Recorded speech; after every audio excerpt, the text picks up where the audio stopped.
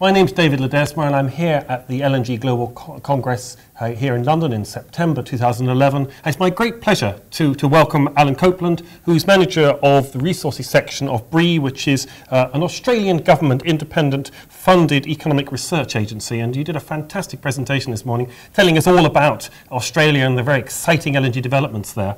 So perhaps we could step back to some of the basics. And can you tell me, some of the key challenges facing the development of the LNG sector in Australia?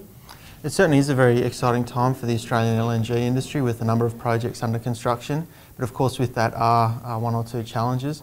In particular, inputs for labour is going to be quite important and an issue to deal with. It's also important to recognise that along with a significant pipeline of LNG projects, there's also a significant number of iron ore and coal projects also under construction. So inputs for labour are going to be important in managing that.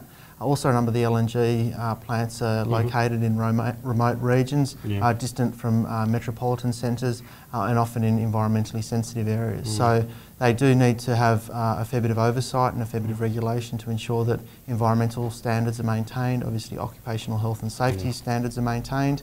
But with these challenges, they are very manageable. But it strikes high costs to me, doesn't it? Labour must be earning a huge amount, and also these remote locations. You basically can have some very high cost LNG, aren't you?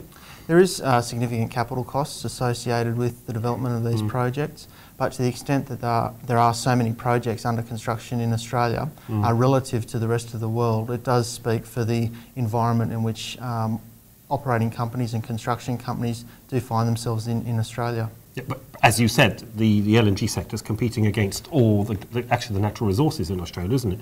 And that means high costs. And are we simply going to find a situation where Australian LNG projects are too costly versus other potential sources of LNG globally? To the extent we've seen so many projects given a final investment decision over the past 12 months and even 24 months, there are challenges associated with delivering these projects, but the companies have spent a fair amount of time in understanding these challenges and working out ways in which they will deal with them. And so with a sanction underway and now construction in progress, it takes into account all of these factors. And of course some of the projects, roughly about half of the volume, isn't it, are coal seam projects, coal seam gas projects on the east coast of Australia. That's got their own technical challenges, haven't they? There are some challenges with liquefying coal seam gas. One of the challenges is the number of wells that need to be drilled. Thousands of wells, isn't it? There can be literally thousands of wells required to produce that quantity of gas. Many of these wells, or all of these wells, are located on land and they're nowhere near as deep, or don't go anywhere near as deep as what they would if they're offshore. Right, so they're cheaper. But they are cheaper to drill. It is a new technology. It hasn't been done anywhere else in the world before, liquefying coal seam gas.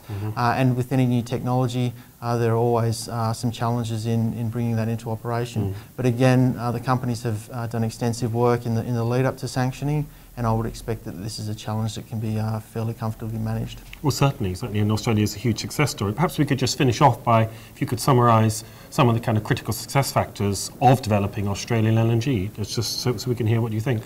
I think one of the important factors in Australia is the regulatory framework that's in place. It's very consistent, it's very stable regarding things like access to land, taxation policies. That's been very stable over a long period of time, so companies have the confidence that deals that they sign up to today are going to be in place and are going to be honoured over the next 10, 20, 30 years, however long they last.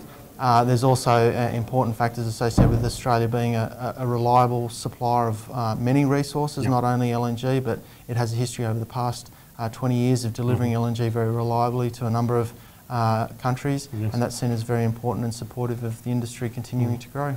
Brilliant. Alan, thank you very much indeed, and thanks very much for coming all the way over to London.